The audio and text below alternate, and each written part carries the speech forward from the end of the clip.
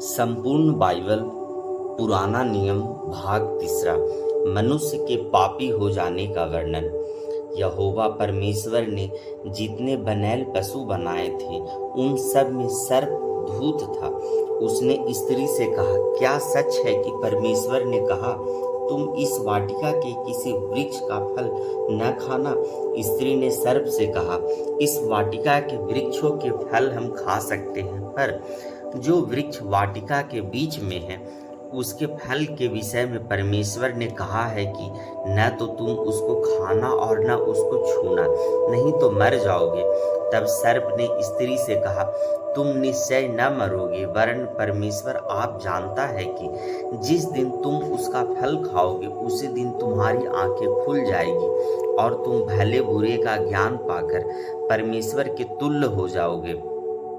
अतः जब स्त्री ने देखा कि उस वृक्ष का फल खाने के लिए अच्छा और देखने में मन भाऊ और बुद्धि देने के लिए चाहने योग्य भी है, तब उसने उसमें से तोड़कर खाया और अपने पति को भी दिया और उसने भी खाया।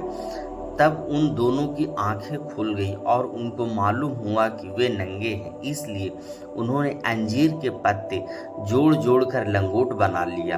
तब यहोवा परमेश्वर जो दिन के ठंडे समय वाटिका में फिरता था का शब्द उनको सुनाई दिया।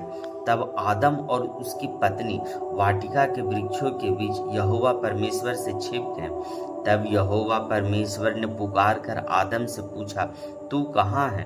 उसने कहा, मैं तेरा शब्द बारी में सुनकर डर गया, क्योंकि मैं नंगा था इसलिए छिप गया। उसने कहा, किसने तुझे बताया कि तू नंगा है? जिस वृक्ष का फल खाने को मैंने तुझे मना किया था, क्या तूने उसका फल खाया? आदम ने कहा, जिस स्त्री को तूने मेरे संग रहने को दिया उसी ने उस वृक्ष का फल मुझे दिया और मैंने खाया। तब यहोवा परमेश्वर ने स्त्री से कहा, तूने यह क्या किया? स्त्री ने कहा, सर्प ने मुझे बहका दिया, तब मैंने खाया। परमेश्वर का न्याय। तब यहोवा परमेश्वर ने सर्प से कहा, तूने जो यह किया है इसलिए तू सब घरेलू पशुओं और सब बनैल पशुओं से अधिक शापित है। तू पेट के बल चला करेगा और जीवन भर मीटी चाटता रहेगा। और मैं तेरे और इस स्त्री के बीच में और तेरे वंश और इसके वंश के बीच में बैर उत्पन्न करूंगा। वह तेरे सिर को कुचल डालेगा और तू उसकी एड़ी को डसेगा।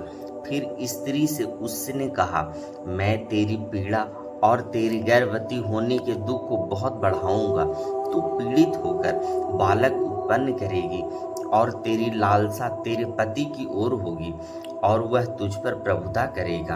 और आदम ने उसने कहा, तूने जो अपनी पत्नी की बात सुनी है और जिस वृक्ष के फल के विषय में मैंने तुझे आज्ञा दी थी, तो उसे न खाना, उसको तूने खाया, इसलिए भूमि तेरे कारण शापित है। तो उसकी उपज जीवन भर दुख के साथ खाया करेगा और वह तेरे लिए कांटे और उटकारे उगाएगी और तू खेत की उपज खाएगा और अपने माथे के पसीने की रोटी खाया करेगा और अंत में मिट्टी में मिल जाएगा, क्योंकि तू उसी में से निकाला गया है।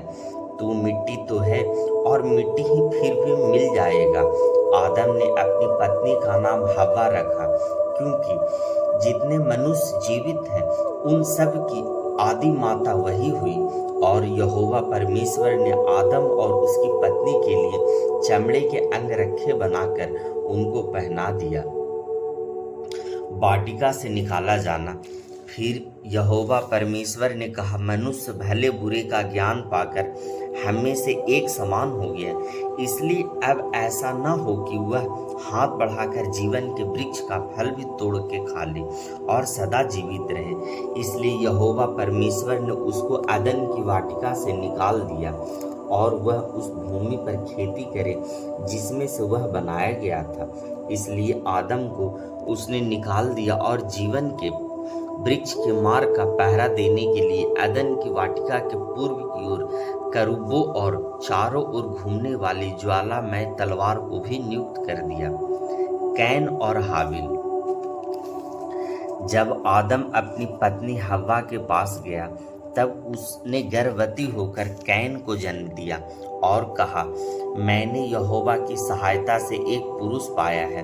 फिर उसने उसके भाई हाबिल को भी जन्म दिया। हाबिल भेड़ बकरियों का चरवाहा बन गया, परंतु कैन भूमि पर खेती करने वाला किसान बना। कुछ दिन के पश्चात कैन यहोवा के पास भूमि की उपज में से कुछ भेंट ले आया, और हाबिल भी अपनी भेड़ बकरियों के कई एक पहिलौठ बच्चे भेंट चढ़ाने ले आया और उनकी चर्बी भेंट चढ़ाई। तब यहोवा ने हाबिल और उसकी भेंट को तो ग्रहण किया, परंतु कैन और उसकी भेंट को उसने ग्रहण न किया। तब कैन अति क्रोधित हुआ और उसके मुंह पर उदासी छा गई। तब यहोवा ने कैन से कहा, तू क्यों क्रोधित हुआ और तेरे मुंह पर उदासी क्यों छा गई? यदि तू भला करे तो क्या तेरी भेंट ग्रहण न की जाएगी? और यदि तू भला न करे तो पाप द्वारा छिपा रहता है और उसकी लालसा तेरी ओर होगी और तुझे उस पर प्रभुता करनी है। तब कैन ने अपने भाई हाबिल से कुछ कहा, और जब वे मैदान में थे तब कैन ने अपने भाई हाबिल पर चढ़कर उसे घात किया। तब यहोवा ने कैन से पूछा, तेरा भाई हाबिल कहाँ है? उसने कहा, मालूम नहीं, क्या मैं अपने भाई का रखवाला हूँ?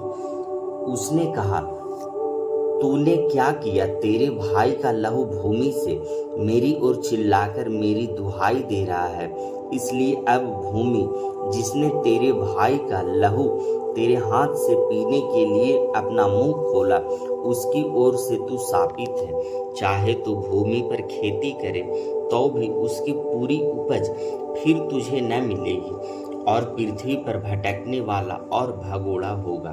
तब कैन ने यहोवा से कहा, मेरा दंड सहने से बाहर है।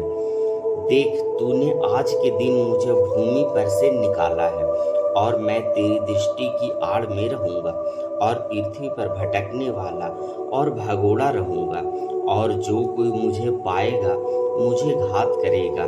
इस कारण यहोवा ने उससे कहा, जो कोई कैन को घात करेगा उससे 7 गुना बदला लिया जाएगा। और यहोवा ने कैन के लिए एक चिन्ह ठहराया, ऐसा न हो कि उसे पाकर कोई मार डाले। प्रभु आमीन।